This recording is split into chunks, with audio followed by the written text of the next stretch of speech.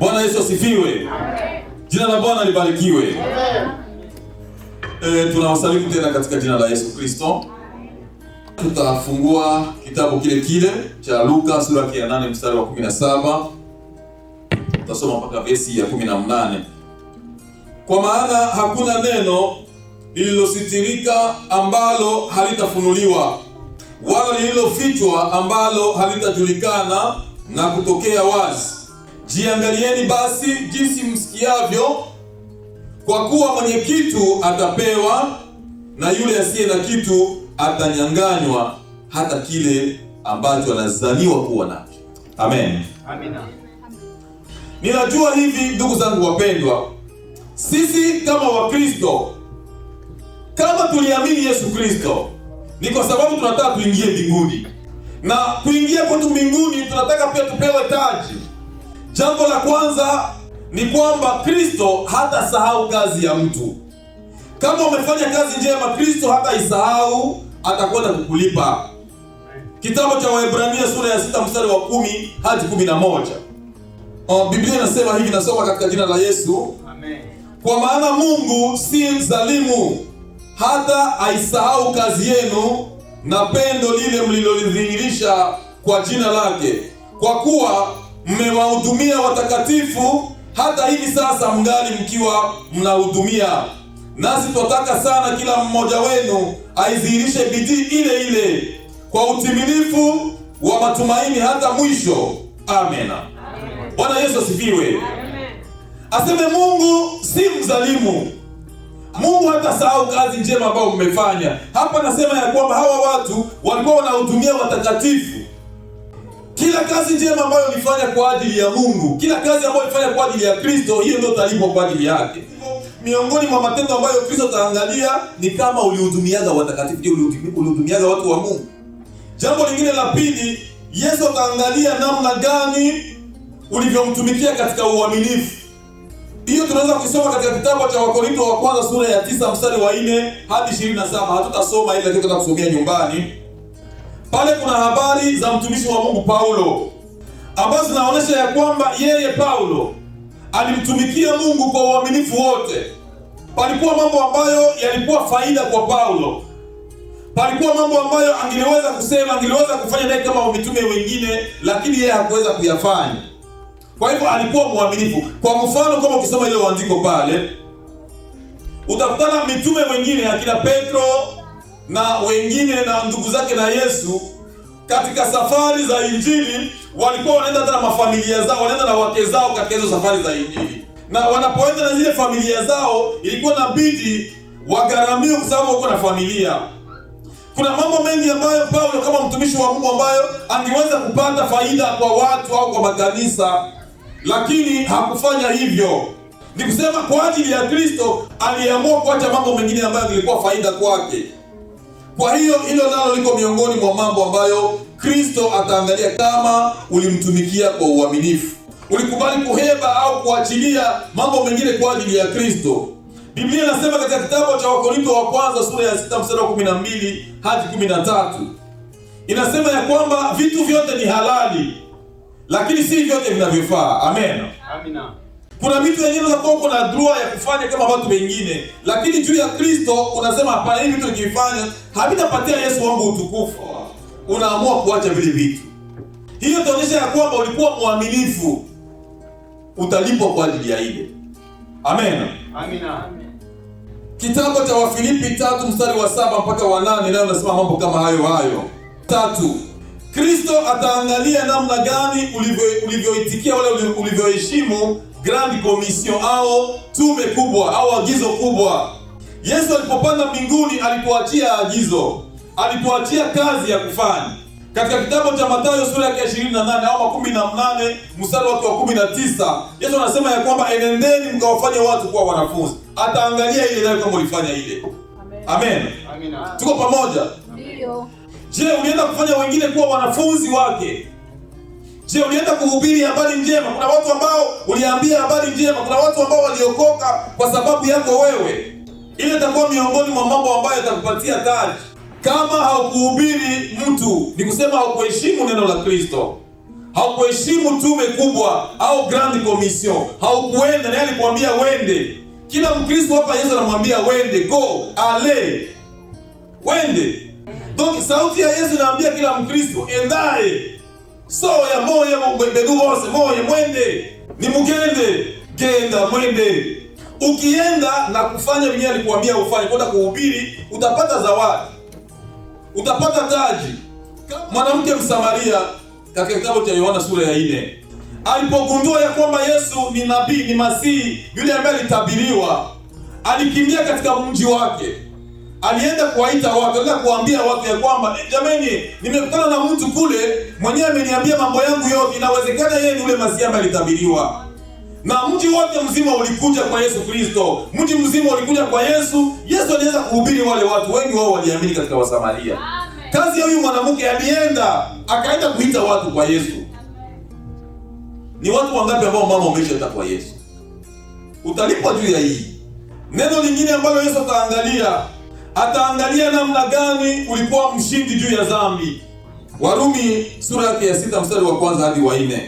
Biblia inasema hivi: tuseme nini basi? Tudumu katika dhambi ili neema izidi kuwa nyingi? Hasha!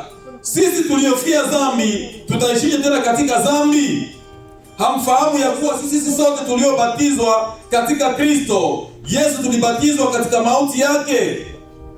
Basi tulizikwa pamoja naye kwa njia ya ubatizo katika mauti yake, kusudi kama Kristo alivyofufuka katika wafu kwa njia ya utukufu wa Baba, hivyo hivyo na sisi tuenende katika upya wa uzima. Kwa maana kama mlivyounganika katika mfano wa mauti yake, kadhalika mtaunganika kwa mfano wa kufufuka kwake, mkijua neno hili ya kuwa utu wetu wa kale ulisulubishwa pamoja naye, ili mwili wa dhambi ubadilike, tusitumikie dhambi tena. Bwana asifiwe sana. Amen. Tusitumikie dhambi tena. Kwamba Kristo alikufa kwa ajili ya dhambi. Amen. Amen. Kwa hivyo na wewe ulipokufa pamoja na Kristo, ni kusema ulikufa kwa ajili ya dhambi. Na Yesu alipofufuka, alifufuka akiwa hana dhambi tena. Kwa hivyo na wewe ulipomwamini Yesu Kristo, ulifufuka pamoja na Yesu Kristo. Ni kusema ulifufuka ukiwa tena hauna dhambi.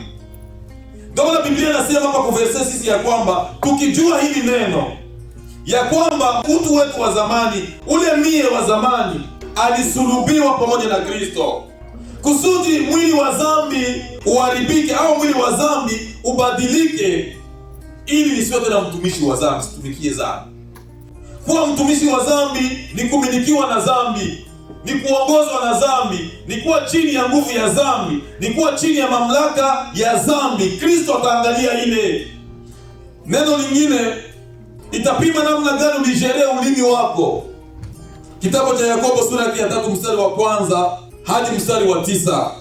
Verse ya 1 na ya 2 nasema: ndugu zangu, msio walimu wengi, mkijua ya kuwa mtapata hukumu kubwa zaidi. Maana twajikwaa sisi sote pia katika mambo mengi. Mtu asiyejikwaa katika kunena, huyo ni mtu mkamilifu, awezaye kuuzuia na mwili wake wote kama kwa lijamu. Amen. Bwana Yesu asifiwe sana. Kwa hivyo siku ya hukumu Mungu pia ataangalia ulikontroleaje ulimi wako. Yale maneno ambayo unasemaka, nini unasemaka, ulijerea ulimi. Kama ukishuka hapa chini utaanza kutana hatari ya ulimi. Ulimi unafanya mambo mengi sana ya ajabu. Kwa hivyo Kristo atachunguza ulimi ambao alikupatia, uliutumikisha namna gani. Wakolosai sura ya 4 mstari wa 6 inasema ya kwamba ni lazima maneno yetu yawe maneno ya hekima, yawe maneno ya neema. Maneno ya Mkristo lazima yakolee chumvi, yawe maneno mazuri. Chumvi haikuwa inaharibisha wandugu. Kazi ya chumvi ni kujenga, kazi ya chumvi ni kutunza, kazi ya chumvi ni kutengeneza, kazi ya chumvi ni kutibu. Kazi ya chumvi ni kuleta utamu, kutia ladha. Ninakumbuka wakati tulikuwa tunaishi hapa mbele, sisi tuishi hapa vizuri sana. Kanisa hili lilikuwa miongoni mwa makanisa hapa ambayo yalikuwa yamerassemble watu wengi sana na kuanza kufundisha umoja. Sisi watu wanaanza kuishi kwa umoja na usalama na amani katika hii nchi ya Amerika. Lakini palianza kuja watu hapa mwingine. Palikuja watu na maneno, walianza kuleta maneno mpaka wamegawanisha watu. Watu wamegawana. Pamekuwa maneno hapa ya ajabu juu ya nini? Ulimi. Watu wamoja walikuja wakawasha moto, kuwasha moto. Kuna mtu mwenyewe anaweza kukutana mko mnaelewana katika mji, mko sawa, mmetulia, mnapendana, mnasaidiana, mnachukuliana mizigo, anasikia roho ya mbaya, atawasha moto na ulimi wake atawasha. Ushaona mtu anafanya nguvu nikiwa kwa pastor Gile. Kisha nafanya nguvu huyu bwana anione kama niko na pastor Gile. Nafanya nguvu anione kama nilikuwa naye. Kisha nataka kumwambia bwana mwanahabari, sio nilikuwa na pastor Gile. Ile sasa alikuwa anakusema hivi na hivi na hivi na hivi na niambie. Na wewe unaona niko naye. Kama yaachana, ndio system yenyewe iko hapa. Piko strategy moja hapa ya ajabu. Kuna watu wa shetani alipatia ujanja wa ulimi. Sasa nasema akifungula kile kikuikalia tu mara pili ampatie kitu na kuambia maneno, utasema hiyo ni kweli. Na watu wanatenga. Kuna watu wengi hapa walikuwa wanatumikia Mungu katika hili kanisa, walikuwa wanakuja kanisa lakini wamevunjika moyo maneno tu. Mtu mmoja anakuingilia kupakiza mwenyewe ameshindwa kuendelea na Mungu. Anakupakiza maneno mpaka ile hamu ya kuja kanisani, ile hamu ya kutumikia Mungu inatoka na ikutoa hemo. Kwa hivyo ndugu zangu wa Kristo, tusikuwe miongoni mwa watu kama hao. Kristo ataangalia ulijereaje maneno yako. Maneno yako, ulimi wako kwa kupatia wengine kuraje kwenda kanisani. Maneno yako kwa kupatia wengine kuraje kumtumikia Mungu, kupatanisha watu. Amen. Amen. Hii kazi utailipiwa. Biblia inasema ya kwamba heri wapatanishi wataitwa wana wa Mungu. Mungu alitupatia huduma ya upatanishi. Mungu alitupatia huduma ya kupatanisha watu na Mungu na kupatanisha watu na watu. Mungu hakutupatia huduma ya kutenganisha watu. Wandugu wanapendana wako fasi moja wanaingilia katikati na watenganisha. Ndio maana attention na ulimi, na inabidi kuchunga sana, kuangalia sana watu wenye ulimi. Ulimi mbaya ulituma Eva anamkosea Mungu, ulimi wa nyoka. Eti hivi ndivyo Bwana amesema. Sasa mwenyewe anajua si Bwana alisema. Panakuwa watu ya vile. Anapia na kuuliza neno, nafikiri kama ameshajua kumbe hajui kitu, iko kuchota maneno. Ukianza kumuanga maneno kama alikuwa hajui. Jambo lingine ambalo taangalia, mwenendo gani yenyewe ulionyesha, comportement gani yenyewe uliafisha mbele ya mapagani wewe kama Mkristo. Wewe umeokoka. Kule nje kuna wapagani.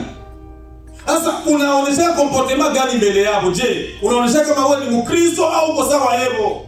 Kuna Mkristo mwingine mwenyewe akiwa mwapagani atukaa hata mjua kama anakuwa Mkristo, ni wa kwao.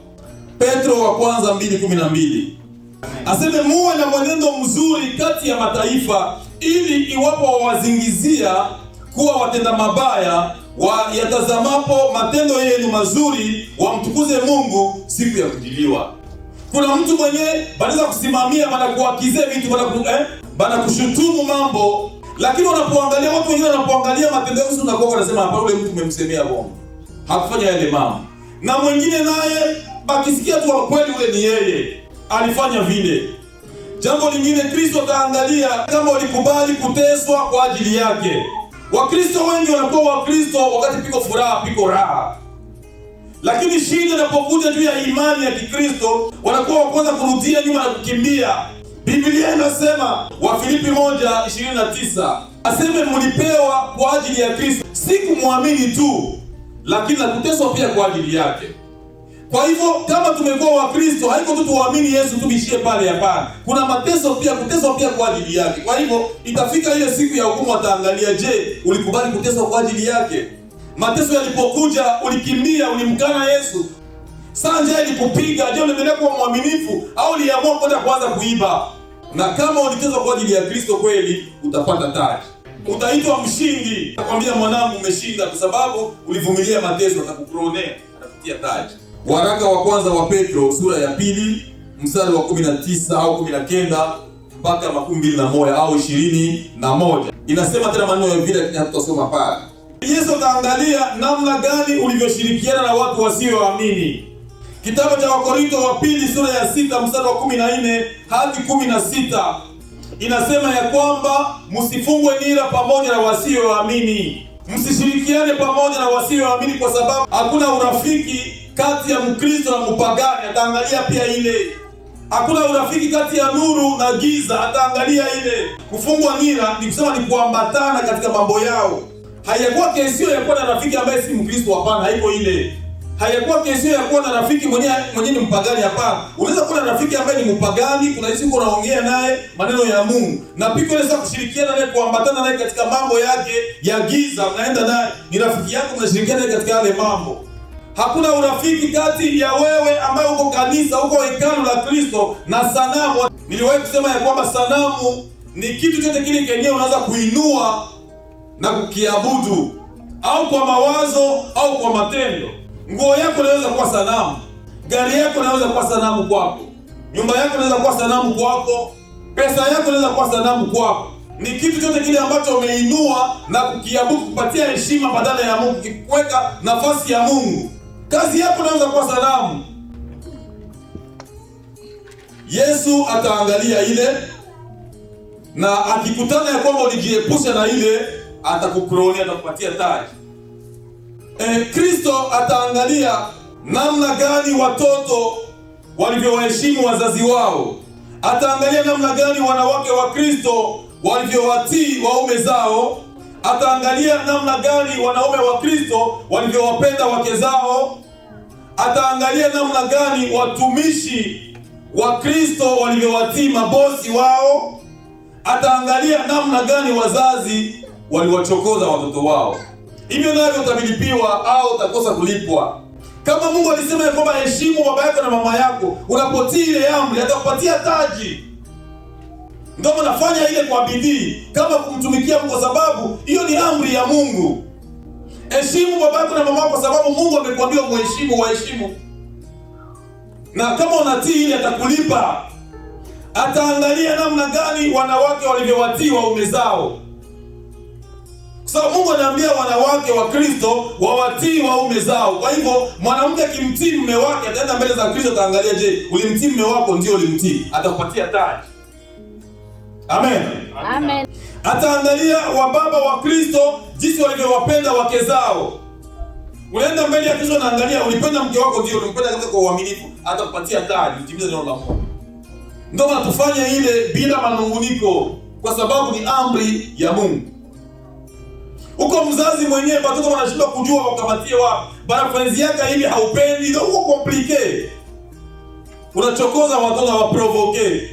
Kristo ataangalia ile, kama ulifanya vile hautapata taji. Na hizo zote tunasema ni tabia za kipagani bandugu. Mkristo lazima atii neno la Mungu. Tuko tunaonyesha kusudi Mkristo ujue kile unapaswa kufanya.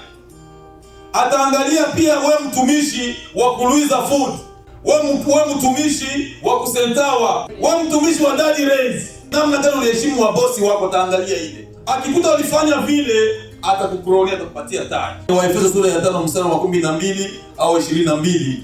Unaruka mstari wa 25. Unaenda tena Waefeso sura ya 6 mstari wa 1 hadi mstari wa 9. Kristo ataangalia namna gani ulivyotumia mwili wako. Mtu ni nafsi yenye iko hai. Mtu ni pumzi, na hiyo pumzi haiwezi kuonekana. Mungu alikukamata wewe ambao uko pumzi, akakujengea kimwili. Hiki kenyewe mnaona kinasimama hapa mbele yenu. Mie hamunioni, lakini mko mnanisikia. Mnaona kimwili changu kenyewe Mungu aliniweka emo. Aliona kama ndio inanifaa. Kama ni ya mweusi, kama ni ya mfupi, kama ni ya mrefu, kama ni ya munene, kama ni nyembamba, ndio nye Mungu aliona. Napaswa kuiheshimu. Na ndio maana watu wengine wanapaswa kuheshimia mwili wangu. Amen. Amen. Watu wengine lazima waheshimu mwili wangu jinsi huko. Kama niko na mapua ya kabambi, kama niko na ya kidogo, kama ni ya vipande, kama ni haya, heshimu mwili wangu kwa ajili ya Mungu. Mungu ataangalia pia ile. Mungu anaona kama ndio inafaa. Kila mtu mwili wake ambaye iko nayo, Mungu anaona kama ndio inafaa. Sasa heshimu mwili wako, heshimu ule mwili. Mungu ataangalia namna gani ulitunza ule mwili. Je, uliutunza kwa ajili ya utukufu wake au uliuharibisha? Kama uliuchunga mzuri kwa ajili ya utukufu wa Mungu, Mungu atakulipa. Utaanza kujipakala vitu na vipakala, mwisho ile mwili yako unaharibisha na kuwa na nini? Na kanser. Wewe unaharibisha mwili wako, haiko Mungu. Unaikamata unaifanya inakuwa ya specialist kwa malaya. Unaikamata mwili yako inakuwa CPG ya kila mwanaume. Mungu hakupatia na juu ya ile. Mungu atachunguza hii. Ulijelea aje mwili wako?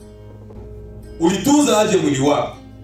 Hiyo ni katika Wakorinto wa kwanza 6:19 na Wakorinto tena wa kwanza 3:16, Warumi 12:1-2, Wakolosai 3:5 mpaka 10. Ndio maana mama muangalie na baba tuangalie, tuko tunavala nini, tuko tunajipakana nini. Amen. Siyawaambia muache kujipodoa, siyasema vile. Siyawaambia muache kujipamba, kwa sababu Biblia hata haisemi hivyo. Mnatakiwa kujipamba. Mapambo yenu yawe ya kusitiri mwili wenu. Amen. Amen. Isiwe mapambo ya kujigeuza, kujibadilisha. Isiwe mapambo ya kufanana na watu wa dunia, hapana. Kuongeza makucha, unaongeza vitu vingine, sio unaongeza, unakuwa mtu mwingine, unakuwa Michael Jackson, Mkristo. Jitahidi pamoja na vitu utafanya, garde sura yako iwe vile vile. Usijipodoe mpaka mwanako kusahau kama haiko wewe. Aanze kukupita kumbe ni wewe. Fikiria mpaka ile kiwango nafikia pale. Bwana unasahau bibi yako jua alijitransforme, alijibadilisha, anakuwa mwingine. Ndio maana tunataka mama hapa kwetu mjipodoe, mpendeze. Hataki mko kuchafu juu. Ukristo haiko igali kuchafu hapana.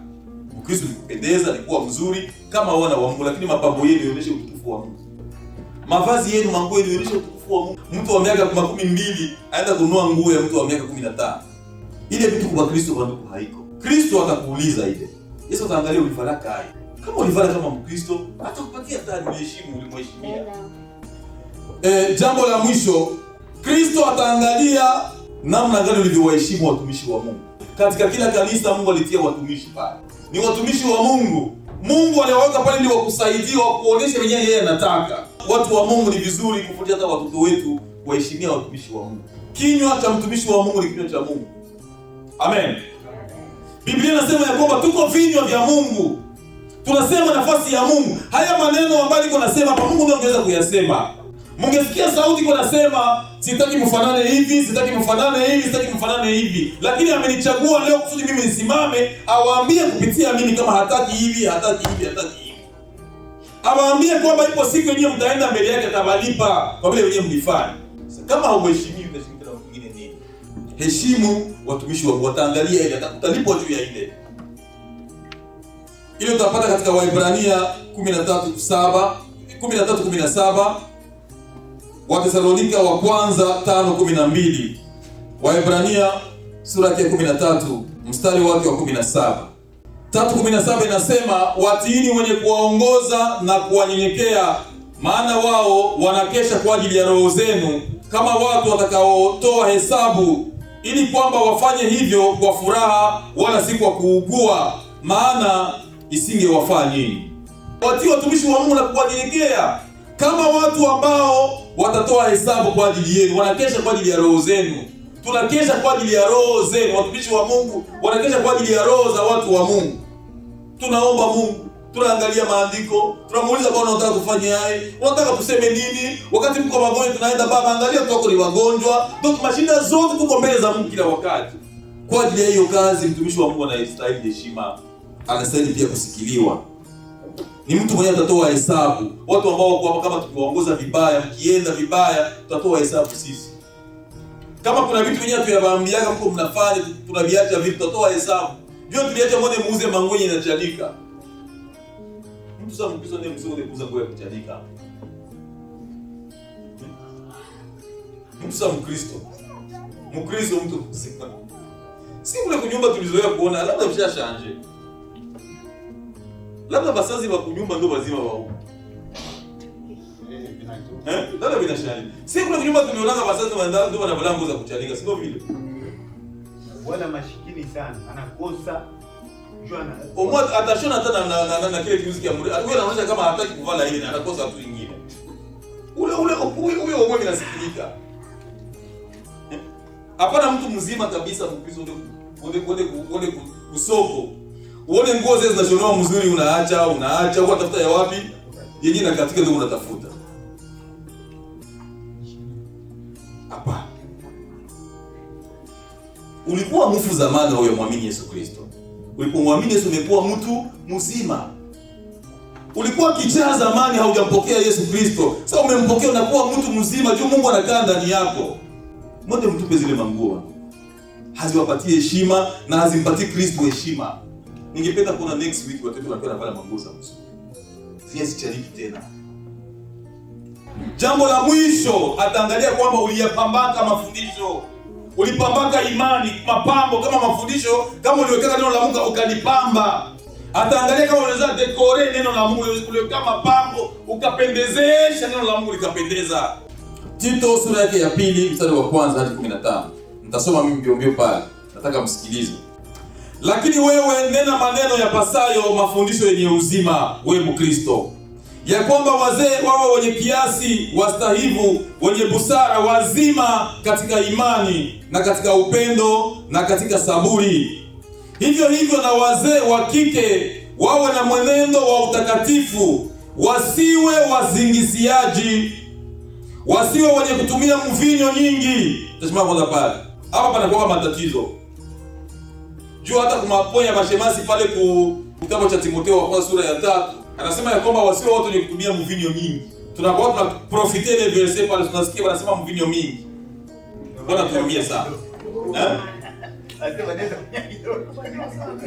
No, nataka tuelewe Biblia inasema nini.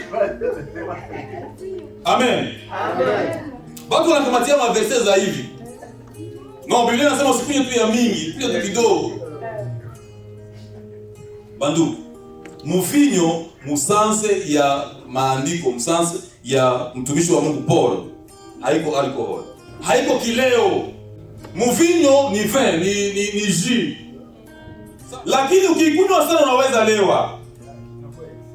Kama vile ugali, unajua ugali ni ile kileo kama unakula sana. Ukikula ugali sana utalewa, kama utalewa hivi utakuwa utalewa, utahangaika. Ugali mko mnaona. Mungu anaanza kushuka mpaka chini. Utahangaika, utaanza kuwa sa mlevi. Ugali. Lakini ugali haiko kileo. Haikutengenezwa juu ileweshe watu hapana.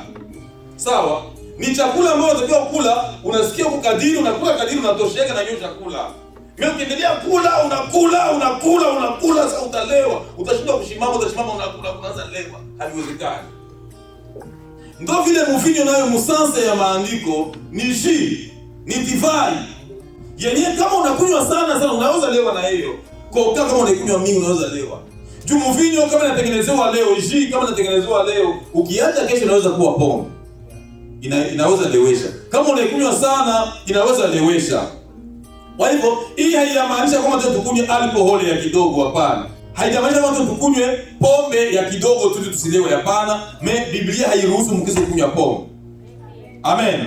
Biblia hairuhusu mwana wa Mungu kunywa pombe, hapana. Kwa sababu pombe imetengenezwa kwa ajili ya ulevi.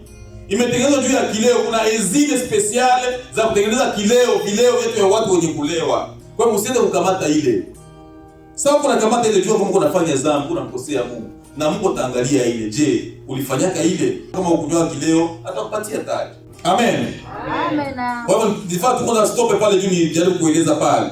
Verse ya 3 tunasema, hivyo na wazee wa kike wawe na mwenendo wa utakatifu, wasiwe wasingiziaji, wasiwe wenye kutumia mvinyo nyingi, bali wafundishao mema, ili wawatie wanawake vijana akili, wawapende waume zao na kuwapenda watoto wao, na kuwa wenye kiasi, kuwa safi, kufanya kazi nyumbani mwao, kuwa wema, kuwatii waume zao wenyewe, ili neno la Mungu lisitukane. Amen. Amen. Amen. Kazi ya wamama wazee kanisani ni kuwafundisha wamama vijana wawe na akili. Hii ni kazi yenyewe Mungu anakupatia, hapana kuikana tu bila hautalipwa. Lakini kama unafanya hii kazi utalipwa. Fundisha wale wa vijana ambao wanaingia katika mandoa, wale wanawake ambao wangaliki vijana, wajue kulea watoto wao, kuwaheshimu waume zao na kufanya kazi za nyumbani.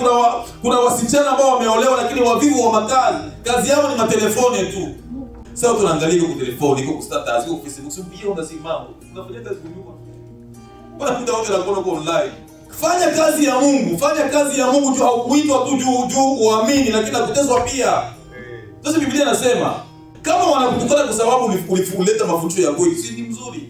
Utalipwa juu ya ile. Ndio utalipwa. Donc il faut kuwafundisha hapa wajue namna gani ya kujenga nyumba yao, kuheshimu wa bwana yao na kulea watoto yao na kufanya kazi katika manyumba zao, baada tu ya mabusutwa. Ili neno la Mungu lisitukanwe. Kama tuko na mama hapa wengine wangali wanaolewa habatii waume yao watuku.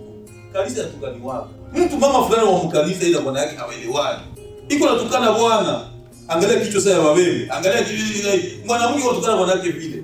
Inatia hadi neno la Mungu linatukana. Unaona ingia mkanisa gani? Huyo pastor wako ni pastor gani? Inakuwa ni problem ya pastor. Inakuwa problem ni unatukanisha neno la Mungu. Mama, muyapambe mafundisho ya neno la Mungu. Kupamba mafundisho ya neno la Mungu ni kutii neno la Mungu, kufanya sawa na neno la Mungu.